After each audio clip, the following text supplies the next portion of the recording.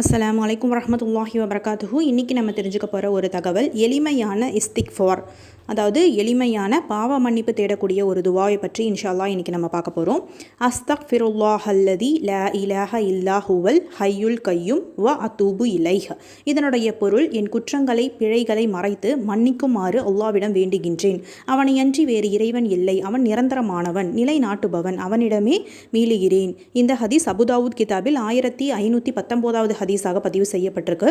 இந்த ஹதீஸுக்கான இன்னொரு சிறப்பு என்ன அப்படின்னு பார்த்தோம்னா, கடல் நுரையளவு பாவம் கொட்டி கிடந்தாலும் இந்த துவா செய்தால் அவை யாவும் மன்னிக்கப்படும். இந்த துவாவின் மூலம் நம்ம கடல் நுரை அளவுக்கு பாவம் செய்திருந்தாலும் இந்த துவாவின் மூலம் அல்லாஹ் அந்த மன்னிப்பை வழங்குகிறான், அந்த பாவத்தை அழிக்கிறான் அப்படின்னு சொல்லிட்டு இந்த ஹதீஸின் மூலம் நமக்கு தெரியுது. இன்ஷா அல்லாஹ் ஒவ்வொருவரும் இந்த துவாவை அதிகமாக ஓதி நம்முடைய பாவங்களை மன்னிக்குமாறு அல்லாஹ் கிட்ட கையேந்தி கேட்கக்கூடிய மக்களாக இன்ஷா அல்லாஹ் இருக்கணும்.